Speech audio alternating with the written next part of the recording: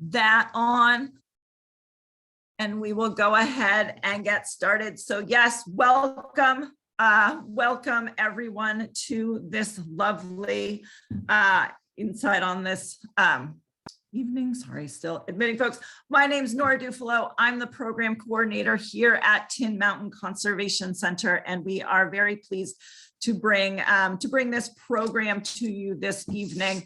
It's been a while since Tin Mountain's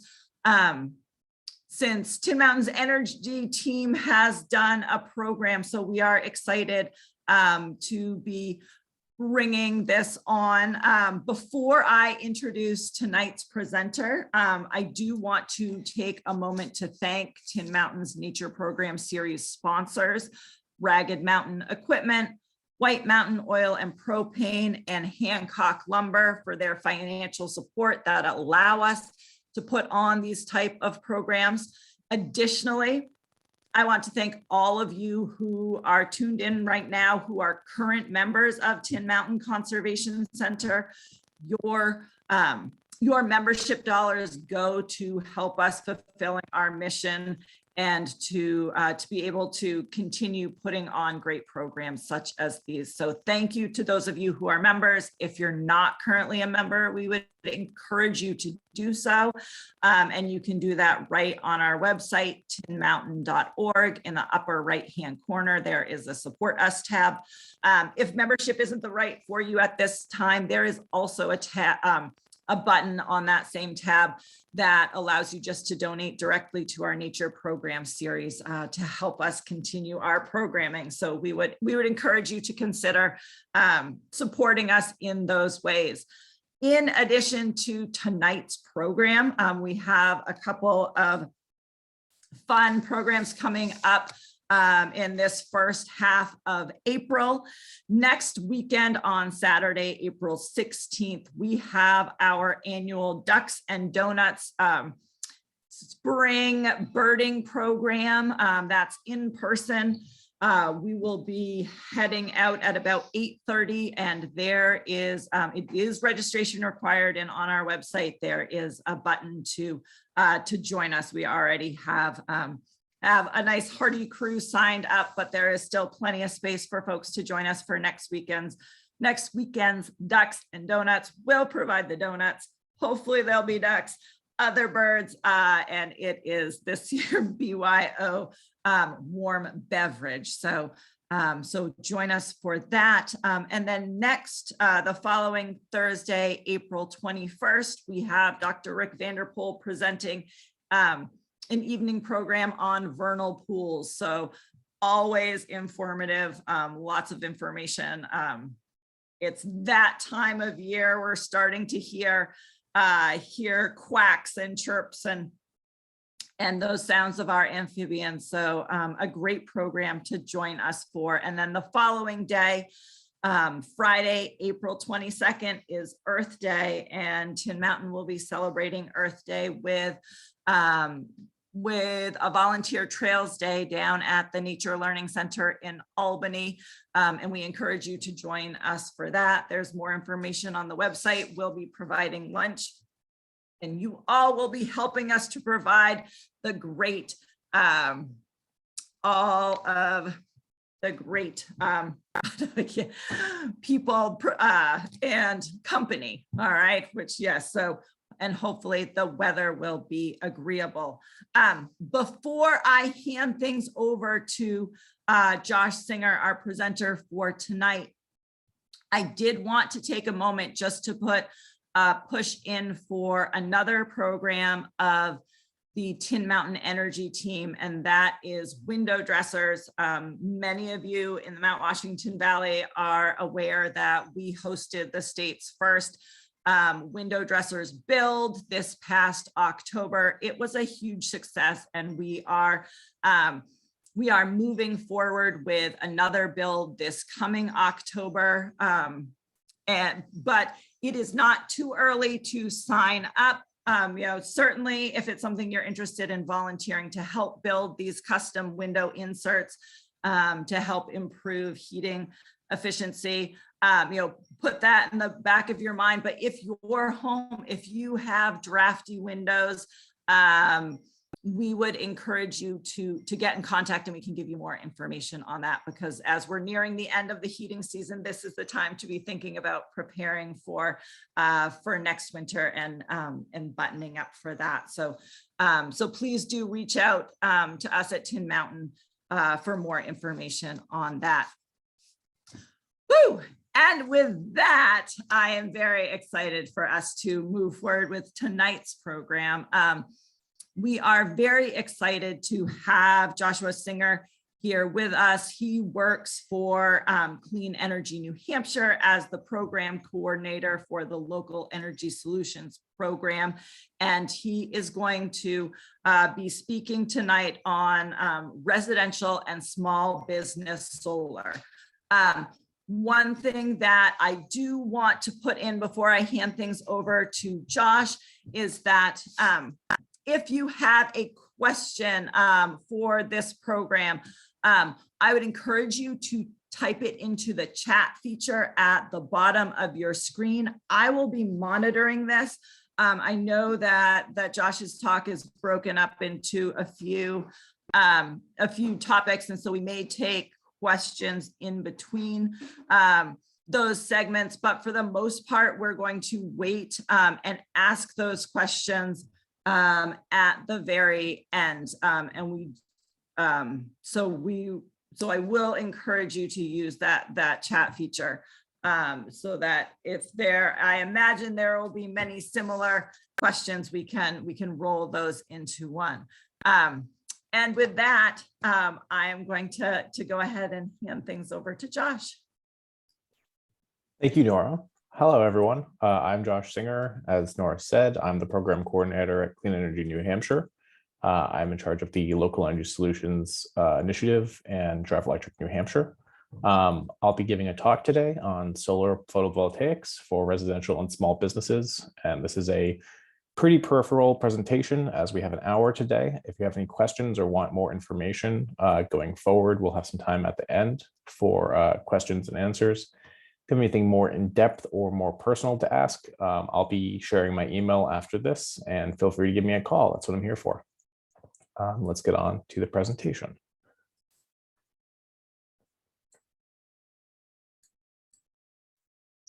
Okay. I'd like to say thank you to the Tin Mountain Conservation Center for hosting me today, and we'll move on.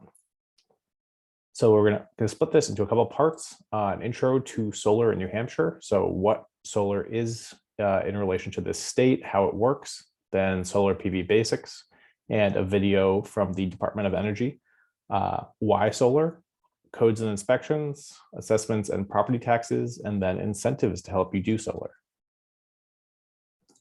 First part about solar in New Hampshire is the net metering part. So that's what allows you to send your power back into the grid when you're not currently using it during the day. Most people here in New Hampshire, if they are working or leave their home during the day, are not using most of the power, and so it needs to go somewhere. There's two ways that you can do that. You can either put that into a storage system. Those aren't extremely well developed at this point, so the best way to do it would be to be grid tied. Grid tied solar lets you net meter back into the grid. The current graph that I have up on the screen is from the PUC website and shows you what kinds of credits you get for different types of net metering. You don't have to know how this whole system works, but it's a good way to understand what the money you get back from the utility will look like and why that type of money looks the way it does, depending on how much you are net metering. So NEM 1 refers to any net metering tariff that was in effect prior to 2017, and NEM 2 is past 2017. So anyone that would be currently installing solar now would be on the NEM 2 or alternative standard. So it shows what types of charges are associated with each thing and what types of credits you get back. So the simplest way to explain what net metering is that when you are generating more power from your solar panels than you are using, your meter turns backwards. And the amount of money that you get from that meter turning backwards is a little bit more complicated than one-to-one. But that's essentially what is happening. So if you are producing more power than you're using, let's say you're not home and you have a light bulb on, but you're producing way more power than that light bulb would use, let's say even just 1 kilowatt, you would get a certain percentage of that back as a credit. And then those credits would be used against your usage for the month. And then you would get that averaged out in your bill for the end of the month, occasionally leading to a negative charge. So you would get paid occasionally if you're, let's say, not using much power or netting back more power than is necessary to run your house. So that's how solar works, so that you can actually make money on it, so that you can afford the solar on your house, and so that you can make something more profitable, which helps with the return on investment, which we'll go into later. The second way that you get credits back from solar is the Renewable Portfolio Standard. And that's something that's a little bit more unique to New Hampshire in how it works. But essentially what that means is that you get a renewable energy credit, which is a REC, REC, for every megawatt hour that you use. And that can be averaged to around $20 to $30 per REC as an additional incentive on your bill. And so that would be used essentially at the end of the year. You get these RECs back, and that adds up to how much more money you have net metered back into the grid and taken away from the load that the current generation has to use. So in New Hampshire, this is a background explainer of how your utility and generation works. Your utility is not the same as the entity that generates your electricity. And so these two things are regulated in different ways. Your RECs are helping more with the generation part of this. And on the screen, you can say that a renewable energy certificate represents 1 megawatt hour of electricity produced from eligible renewable energy sources and may be sold separately from the associated electricity. So you don't necessarily have to sell your RECs right away, but most people do at the end of the year. And that lets you garner some extra profit from your solar panels from being a renewable energy source. So now that we have that over and you understand how at least the basic policy side of how this works, we can now move on to a video.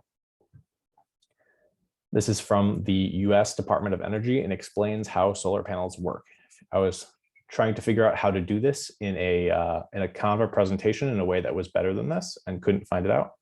So this video is only 2 minutes long, but explains how solar panels generate electricity and how that is used to funnel into your house.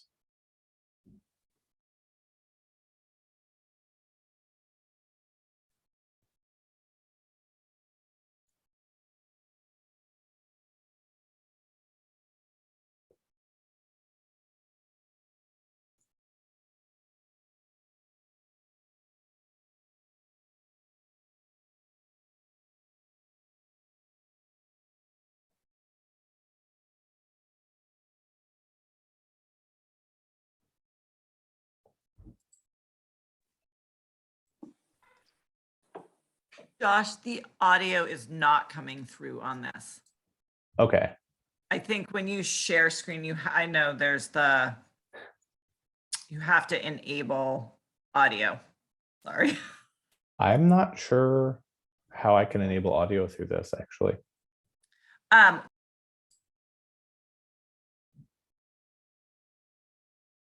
Oh, share computer sound. There you go. Okay, sorry about that. All right, we all know that the sun's energy creates heat and light, but it can also be converted to make electricity, and lots of it. One technology is called solar photovoltaics, or PV for short. You've probably seen PV panels around for years, but recent advancements have greatly improved their efficiency and electrical output. Enough energy from the sun hits the Earth every hour to power the planet for an entire year. Here's how it works. You see, sunlight is made up of tiny packets of energy called photons. These photons radiate out from the sun, and about 93 million miles later, they collide with a semiconductor on a solar panel here on Earth. It all happens at the speed of light. Take a closer look, and you can see the panel is made up of several individual cells, each with a positive and a negative layer, which create an electric field. It works something like a battery. So the photons strike the cell, and their energy frees some electrons in the semiconductor material. The electrons create an electric current, which is harnessed by wires connected to the positive and negative sides of the cell. The electricity created is multiplied by the number of cells in each panel and the number of panels in each solar array. Combined, a solar array can make a lot of electricity for your home or business. This rooftop solar array powers this home, and the array on top of this warehouse creates enough electricity for about 1,000 homes. Okay, there are some obvious advantages to solar PV technology. It produces clean energy, it has no emissions, no moving parts, it doesn't make any noise, and it doesn't need water or fossil fuels to produce power. And it can be located right where the power is needed, in the middle of nowhere, or it can be tied into the power grid. Solar PV is growing fast, and it can play a big role in America's clean energy economy, anywhere the sun shines. All right. Thank you for bearing with me for that one. And so we can go to solar PV basics and a recap of what we just listened to from that video. So solar photovoltaic panels can contribute to your household electrical usage, whether that is occupying a certain percentage of what you use per day or going above and beyond that and then metering it back to the grid. New Hampshire has a great solar insulation as well as a high energy cost. Well, we don't have as much energy distribution or I guess solar potential as a state like Arizona. Our energy costs are much higher, which can mean that installing solar is a great option for people here that want to lower their energy costs every month. Each kilowatt of installed grid-tied solar in a good spot for solar in New Hampshire, so somewhere that isn't shaded, somewhere that isn't below a mountain or shaded by trees, will generate about 1,250 kilowatt hours per year in New England, which is a decent amount for where we are, including winters and the amount of cloudy days that we have. Now, why would you want to install solar on your house?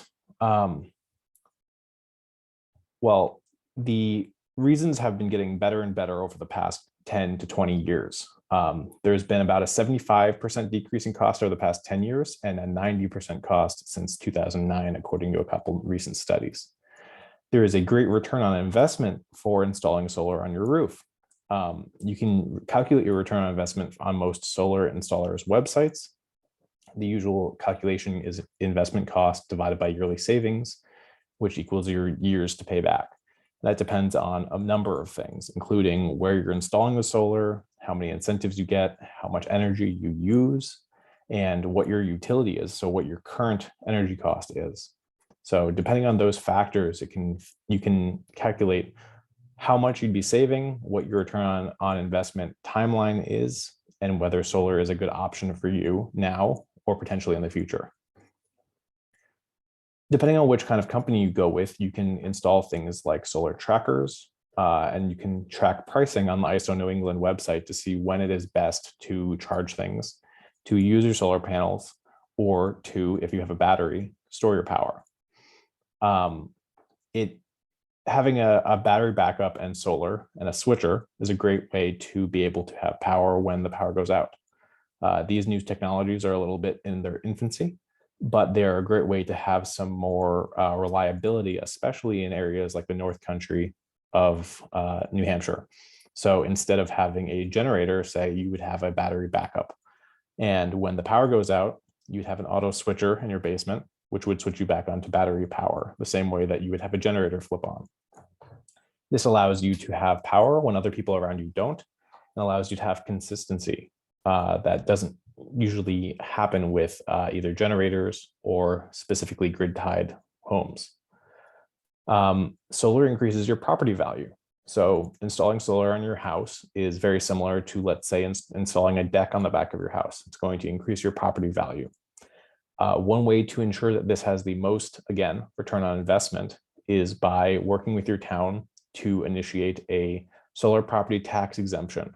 And that means that when homeowners or businesses or the town itself installs solar on property, that property does not then get taxed on the increased property value because of that. That helps on, again, the return on investment, but also helps property owners not pay increased property taxes every year because they've decided to generate clean energy. Another use of solar power can be to power heat pumps. So if you were looking to install heat pumps, you have an old oil boiler or such things. One way to maximize the benefit of your solar would be to install a heat pump. It will increase your usage of power by a significant amount, but you'll be getting everything from your solar panels, which reduces your carbon footprint. It reduces the amount that you're paying, and it reduces the sources that you're getting your energy from. The business case for why to go solar would be that it's a great long-term investment. You can make the case to a board or the owners of a company that doing something like this will have a great return on investment. And I keep saying this because solar panels are at their lowest cost ever. They're at their lowest installation cost ever. And the price of electricity is as high as it's ever been. So companies that install solar, because companies can get low cost loans and have more upfront cash to be able to put down, can leverage that to better investment costs and better long-term investment. So it's essentially like putting money into an investment account, except that you're putting it into an installation. Businesses will get consistently available and consistently priced electricity. One thing that most businesses and companies like is consistent cost. What we have right now in our electricity markets is extreme fluctuation and high costs. If you could lock in a cost of a certain percentage of your electricity used for the next 10 years, I think most businesses would jump on that. And that's part of the benefit of the business case. Many other states allow businesses to construct large solar farms. This allows those businesses to be able to net meter back into the grid while also generating for themselves and make a profit off of that. And that allows the community that they're in to buy back some of that electricity and be involved in a clean energy producer. So it's a win-win situation for them. That is a very good use case for better policy in New Hampshire. Speaking about municipal use, towns can now net meter up to 5 megawatts of power thanks to HB 315, which Clean Energy New Hampshire worked on. So that's not as much as we were hoping for, but is a much better result than the 1 megawatt limit that we had before that.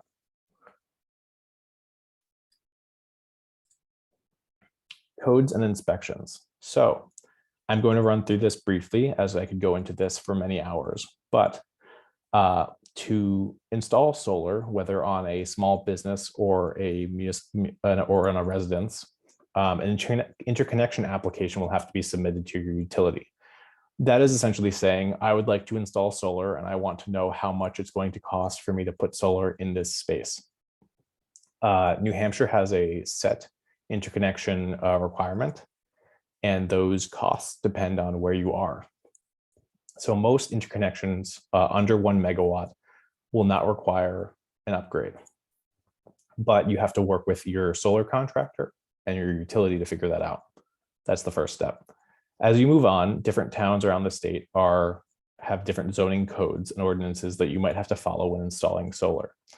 That depends on what municipality you're in. It depends on many different things, including electricians signing off on it, includes how the solar panels look if you have different types of zoning ordinances for what you can put on your roof or what things can look like. And that's a great reason to start up an energy committee to make sure that those things don't hinder people from installing solar. There's this new app that was started up through NREL, which is a government agency, which is called Solar App for Municipalities. It standardizes up to 90% of the standard system plans for solar. It's something that has not been adopted by any municipality in New Hampshire yet, but it's a way for municipalities to sign on to say that these are the types of system plans that we will accept in our town. And then it allows people that want to do solar to go onto this app, fill out everything, and submit the whole thing to the town free of charge. So you don't have to go through anyone. It's all there. It works. It lets you work your way through it for yourself. And the town pre-approves those types of forms. so that everything is streamlined and it cuts the cost and the timeline down significantly. One main issue in New Hampshire is the soft costs to add solar to the installation. Soft costs mean the costs paid to contractors, the municipality, the state, the utility that are not buying things. So all of the different applications and certifications and those requirements that go into installing solar. It doesn't seem like it's something that would keep you from installing something like this, but those costs can add up to $1,500 or more on top of the cost of the installed solar on your house. There will be links in the description below once this is over, but we have a whole list of articles and examples of different areas that have examples of why solar is cheaper in other areas. Your solar company, whoever you choose though, is going to help you through this process. So I'm walking you through this, how solar is installed and the different things that go behind it. But if you want to install solar, essentially what you're going to do is either go onto a site like Tin Mountain Conservation Center to see the links I've provided, go onto our site to see our solar providers that are our members, or you can do your own research. But your solar contractor will walk you through this whole process for you. You won't have to figure out these programs for yourself. It'll be as easy as installing anything else on your house. They'll bring you the paperwork and get you the best deal and walk you through that process. The last thing is the assessment for property taxes.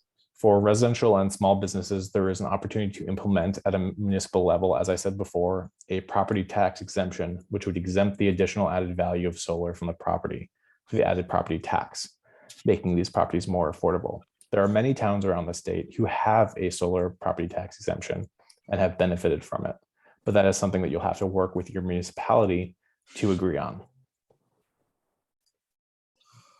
And on to incentives. State and residential. So the first on this list would be NH Saves. I don't have anything listed on there because we are still pending the 2022 signing of HB 549, which reinstalled the $6,000 rebate for energy efficiency upgrades. We hope that that will still be in effect, but I do not have a solid number on that as of yet.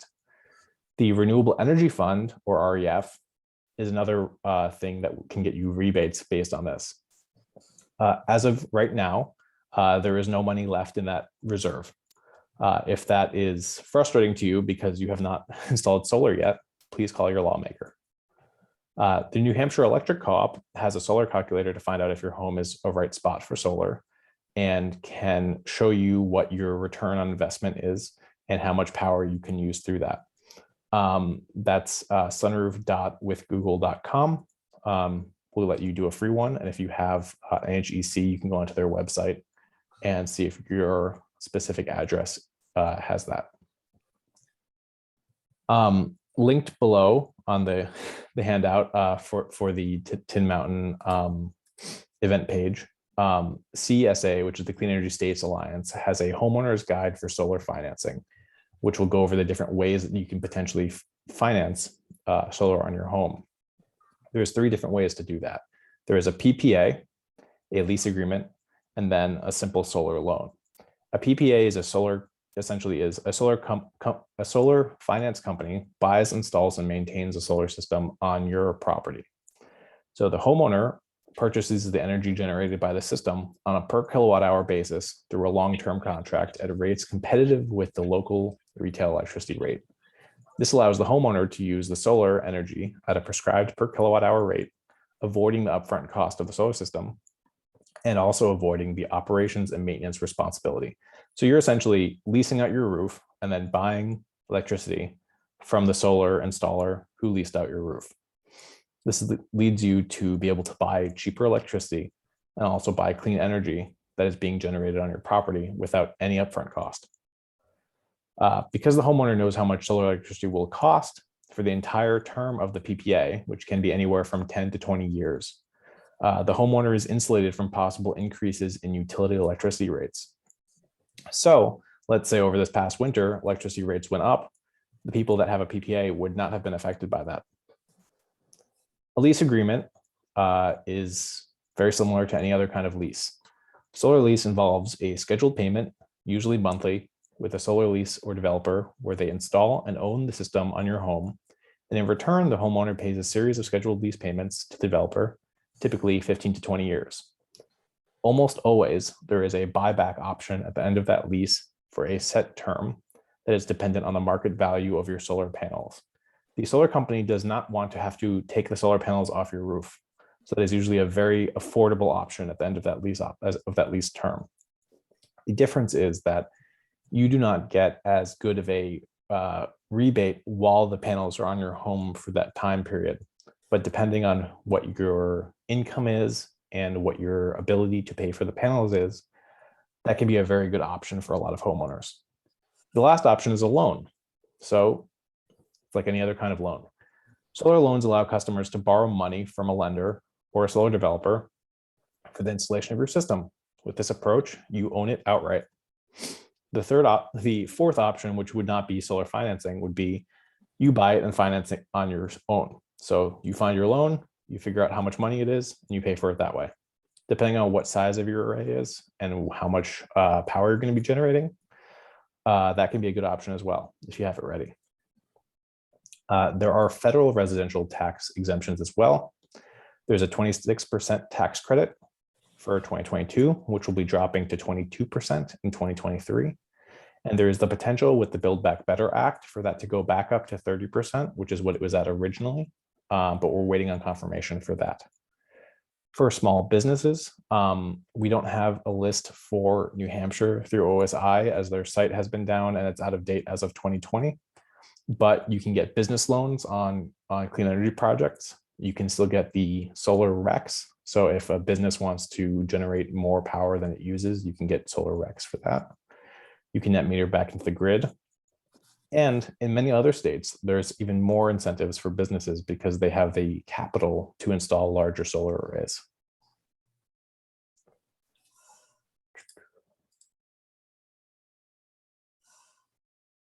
Let everyone look through this.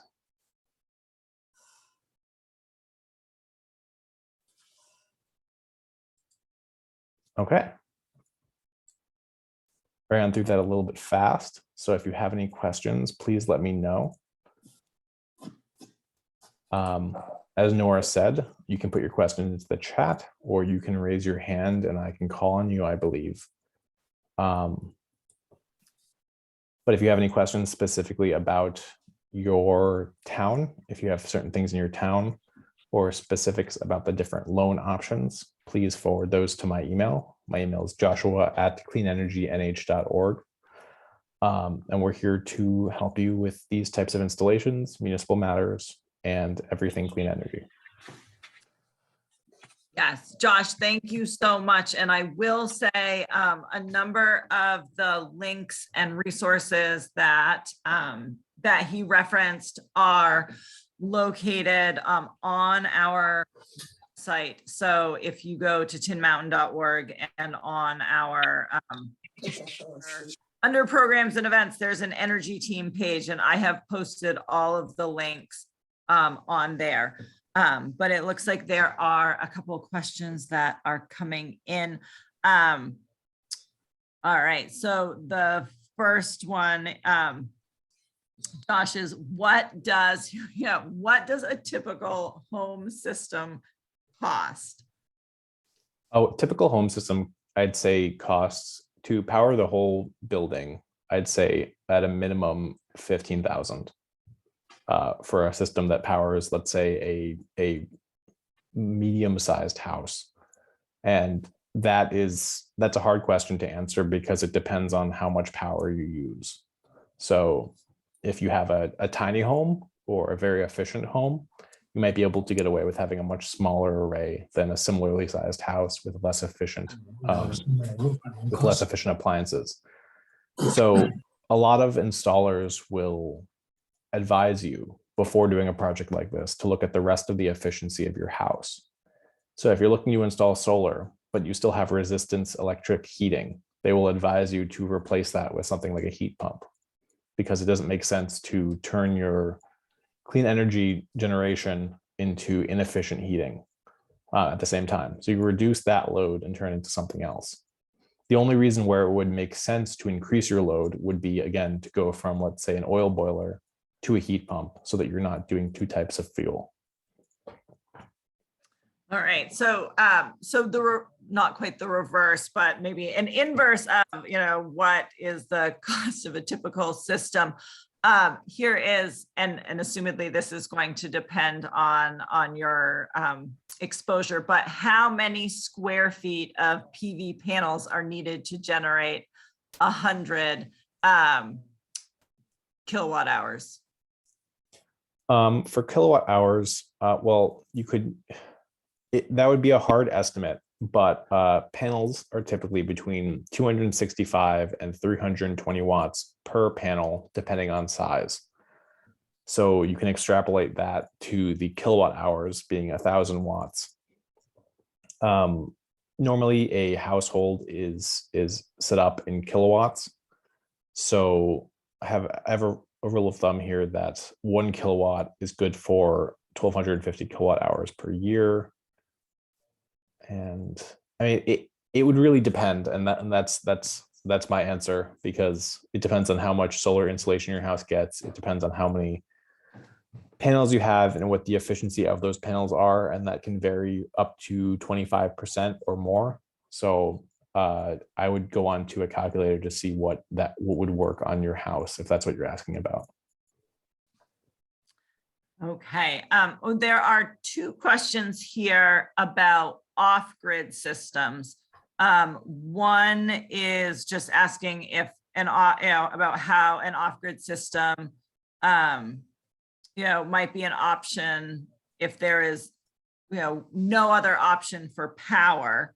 Yes. Then one asking about information on completely off-grid incentives. New Hampshire has very few off-grid incentives. That $6,000 energy efficiency incentive was about all that we had. So we're still waiting on that right now. For an off-grid system, your choice, you have a couple different options. And what I would recommend right now is a solar option with a type of backup, whether it's a battery to hold that extra generation, which would be probably mandatory if you're going to do that for your main source of power, with a backup for heat in case you needed that. And that's what I see a lot of people do, is you have a solar system which is backed up with either a wood pellet stove or something of the like in case you don't have the power. And if you're off grid, you need something to generate into. There's a lot of new companies coming out, including Generac, which used to make generators for battery backup systems. So for a system like that, I would talk to one of those contractors or companies and see what the size of system you would need for what you're trying to do. Okay, and you just mentioned that $6,000 energy efficiency Yes. incentive, and there was a question as to whether that incentive is available when building a new house.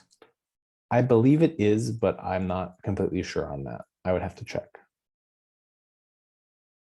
Okay, and then going back to residential power generation, is there a limit to what a residential home is allowed to generate? I believe it's 1 megawatt. I think you have to be under 1 megawatt and under 100 kilowatt hours, I believe, to avoid some of the interconnection cost. Okay, and this may be more of a contractor question or an installer question, but this is asking about most of the time when we see solar panels, we see them flat mounted onto roofs. Occasionally we see ground mounts. There are a few here in the Mount Washington Valley, there are a few installations where they're mounted on the roof, going in another direction, based on the orientation of the roof. But what, do you know anything about vertical panels on south facing outside walls? So having them sort of flush against the exterior. I would ask what you mean by effective is my question. So placing them on walls, I believe is, I think 30% less effective than them being at like the correct position than where they would be. South facing would be also, I think, a little bit less than optimal depending on where you are. So I'd say yes, they're effective, but it depends on what your use case is. Okay. Sorry. Sorry, I can see the questions if you want me to just read them. Oh, and answer no, that's okay. That's okay too. Hey, I have to, let's me do something. Yeah.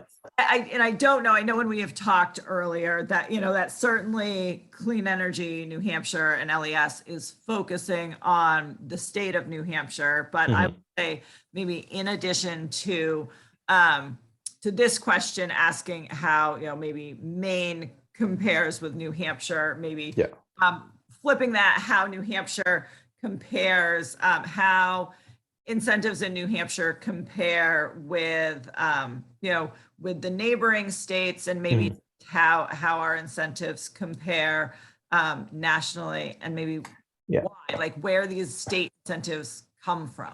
Yes. So Maine just enacted a bunch of new legislation that is very pro solar in different ways. And I don't have specifics on that on me right now, but they recently increased the incentives for residential solar, and I think the incentives for commercial solar, so large scale, something which New Hampshire has not done. So if you look at the surrounding states and Canada above us, all of those, I guess, different states have much better incentives than New Hampshire does in both residential and commercial. And that's because those states have decided to funnel some of the extra money from their either utility rates or different infrastructure rates into that. Right now, Vermont has a very aggressive solar program. Massachusetts has a very aggressive solar program, and Maine has just entered into a policy that will make them another very good solar state for developers. Right now, Clean Energy New Hampshire is working with the utilities here in New Hampshire to try and work on good policy for solar. But we need help from people like you to talk to your representatives and tell them that you really want policy that is pro solar policy. That doesn't necessarily mean incentives. It can mean just policy that is more allowing of solar to go up in a more smooth way without as many roadblocks, or to streamline things. The other states around us have figured out a way to do it, and I think that we should be able to do it as well. All right. So along the lines of things that states do, there is a question that earlier on, you referenced that most states offer the opportunity for businesses to install solar, and then communities or residents to buy back, to back in some way. Can you elaborate on that? Yeah. So I mean, what I mean by buyback is, I mean, net meter into the grid and then use that as a contributing generation source for the whole grid and the area. So other states allow for businesses to net meter at much larger scale than New Hampshire does, which allows that solar to become one of the larger generating sources for that area, in what we call decentralized generation. So what New Hampshire has right now is centralized generation, which means that we generate most of our power from a couple very small but high output sources, including coal, nuclear, and natural gas. What decentralized power would be many different generation spots that are less intense, less concentrated, and less high output but all over the state, which means there'd be more clean energy generation potential. There would be more efficient generation, and it would be more reliable because it wouldn't have to get carried as far through the utility lines. For a company like that to do it, it would just mean that they're putting the upfront cost in to do that, and they're getting paid for that through net metering and solar RECs, like clean energy RECs. And then the rest of the state benefits from that added percentage of power that is now coming from solar. Okay. I actually have a question, not so much a follow-up of that specific, but another scenario I wanted to ask about. And then Vince, I will jump in with your question as well, because I think there are some, I think it's a different conversation. But so in addition to sort of the, what you were talking about with businesses or, investors putting in solar, I imagine there are individuals, in the situation like myself, where I would love to put solar on my home, but it is not at all suitable. Solar, I live at the bottom of a hill in a heavily forested area, and my roof is oriented in a suboptimal, orientation. So, I know that it is community specific, but can you talk a little bit about what some communities, municipalities in New Hampshire are doing, options that are out there? Yes. Not in the Mount Washington Valley, but that are out there for people interested, but who various reasons aren't able to put on their own system? Yes.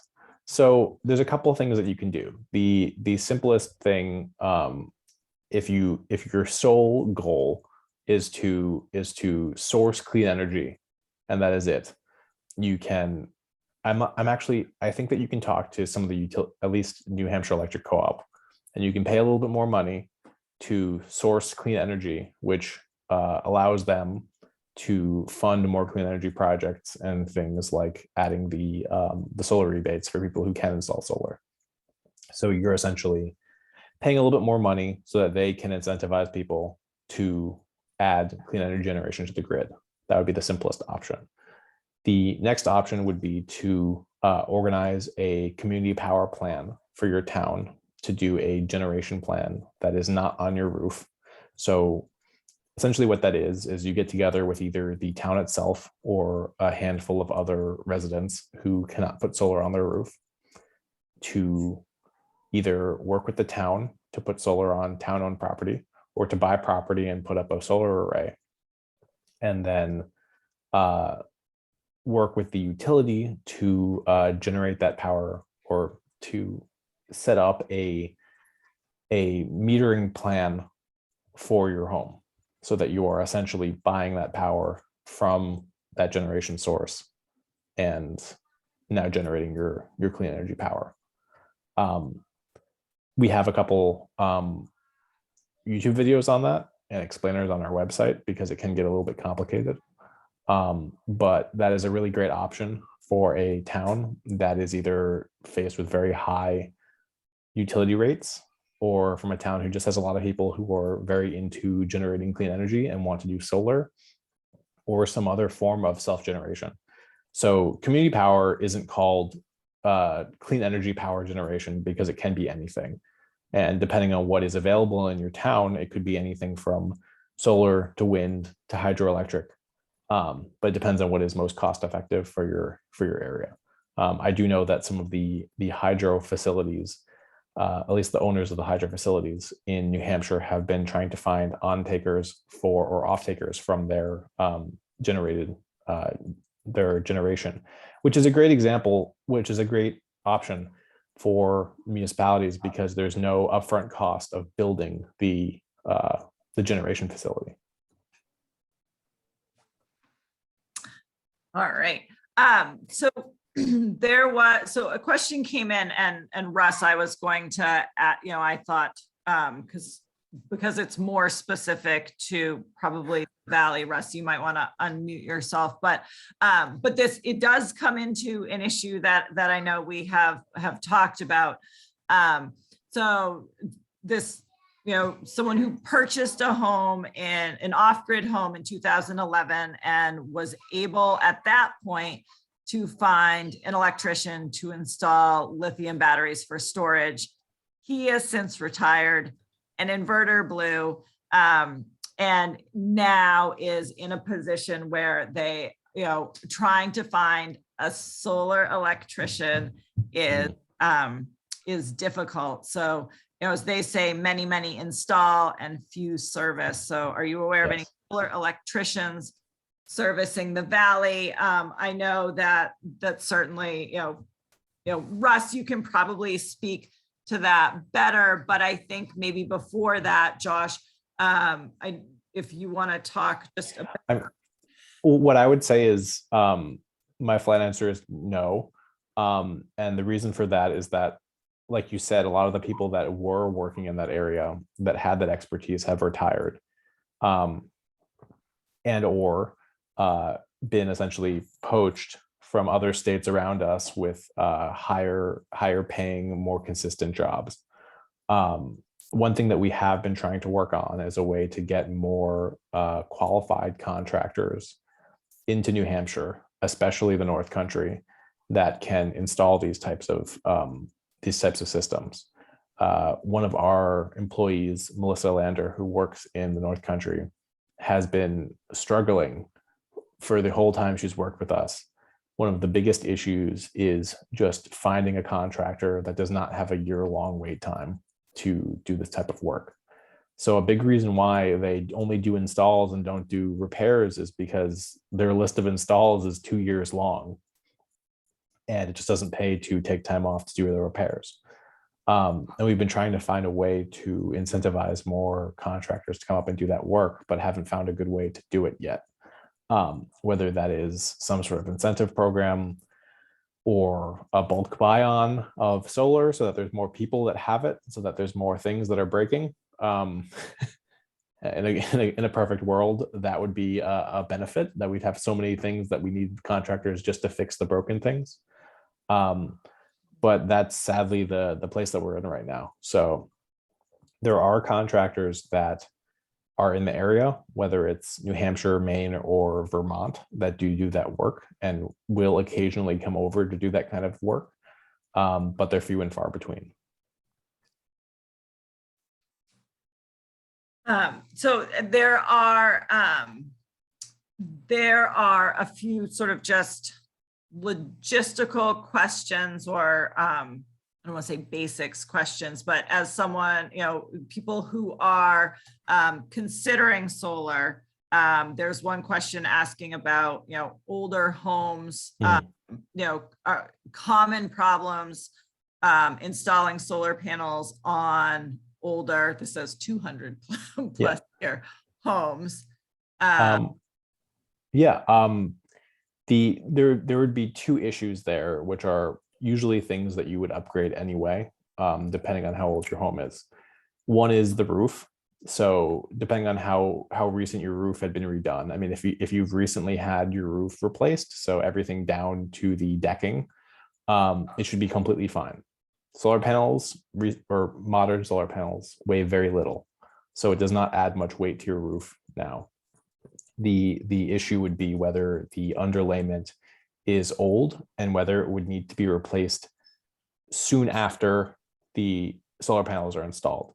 So the biggest issue right now with that would be, how long does your roof have to last? And do you want to have to pay to have the solar panels taken off to replace the roof to put the solar panels back on?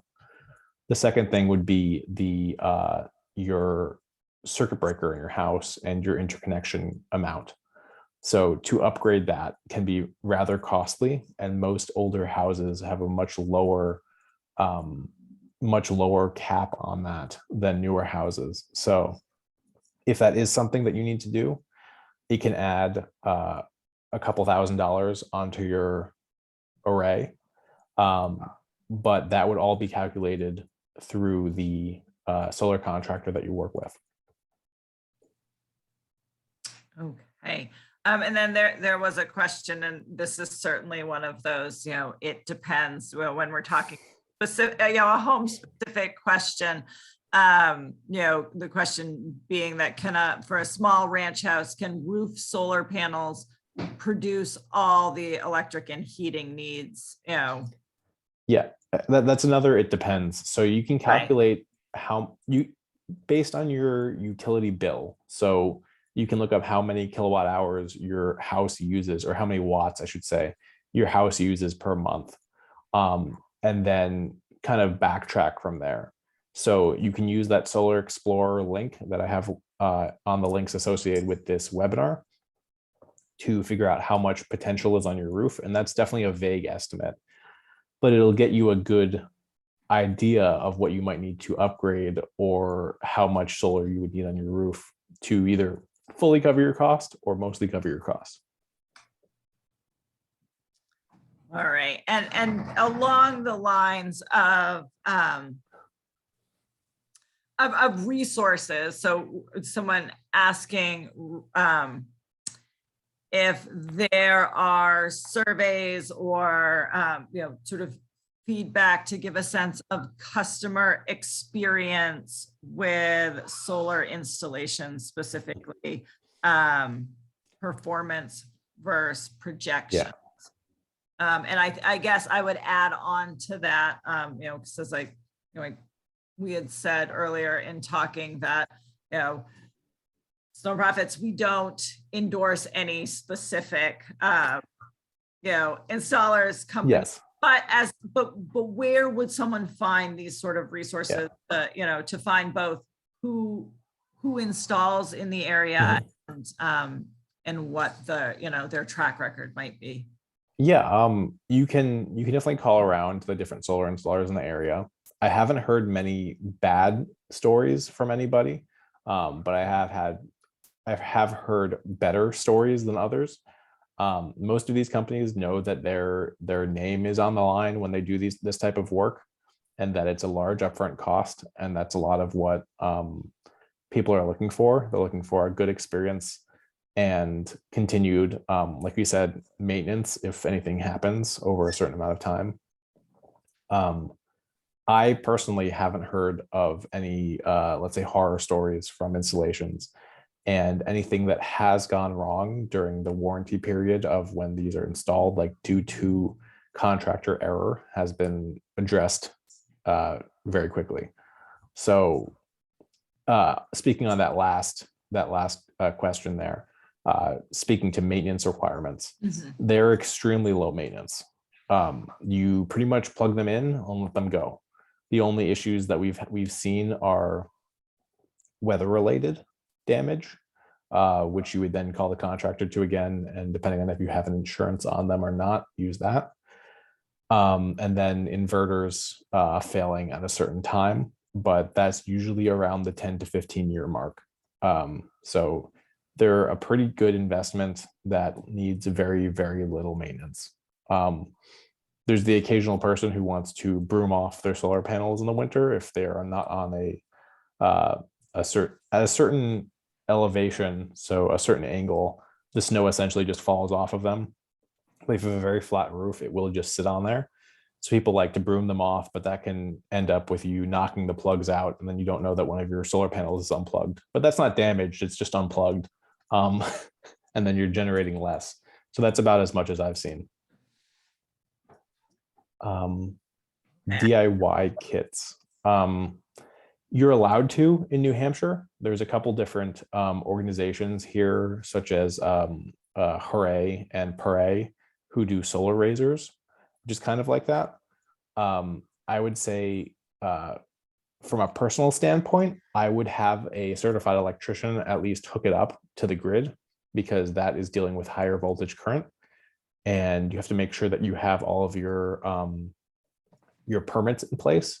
So you have to notify your utility that you have solar, and you have to install a certain type of meter so that they can shut it off depending on how you're interconnected, so that if the power goes down, you don't have your grid electrocute someone on the line, because that's still generating power.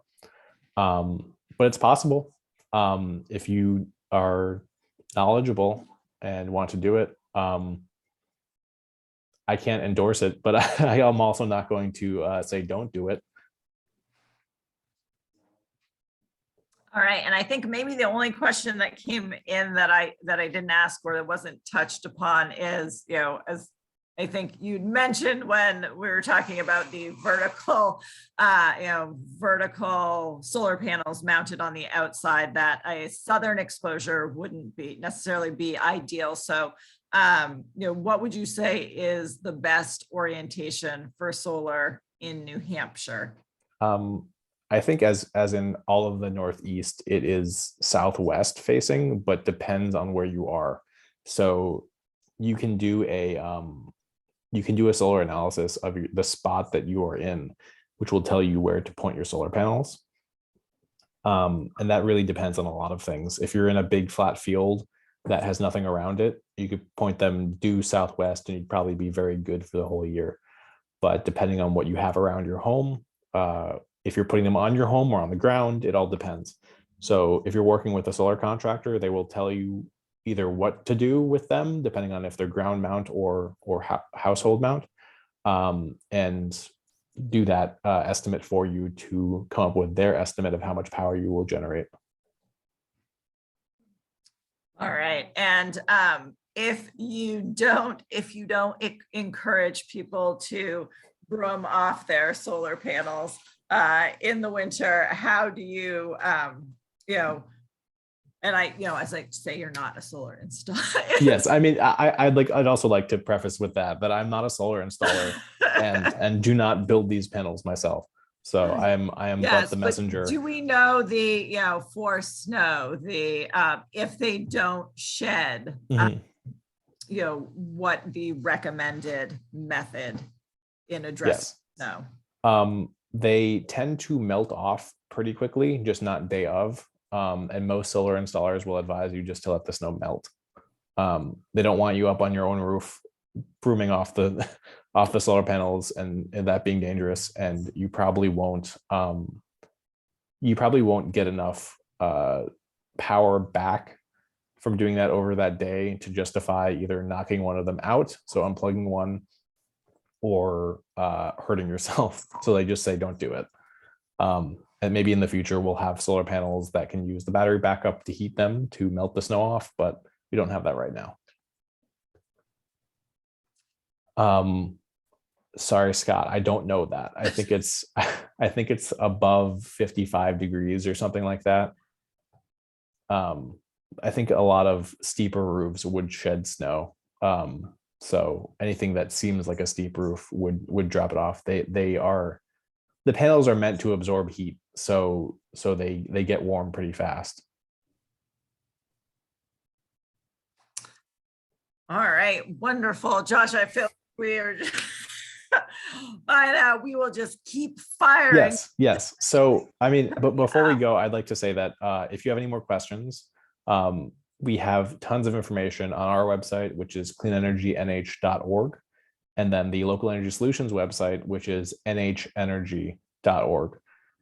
They both have informational pages on different things, including solar, with links to many different other websites with tons of information.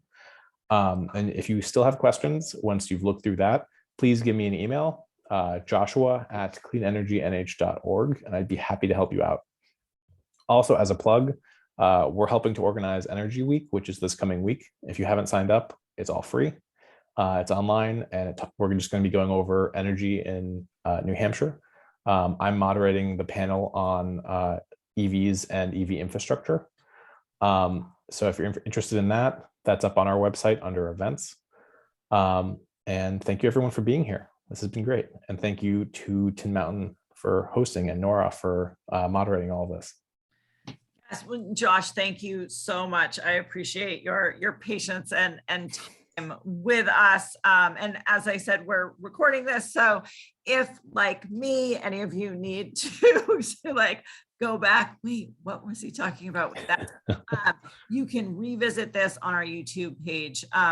I am also Josh sent me a list of resources. Those are up on our webpage as well, on on our energy team page. So, so certainly, reach out and we can help connect you with those resources. Mhm. Otherwise, Josh, thank you so much. Thank you, everyone, Thank you. for joining us, and we hope to see you at a program soon. Thank you, Josh. Thank you. Thanks for having me.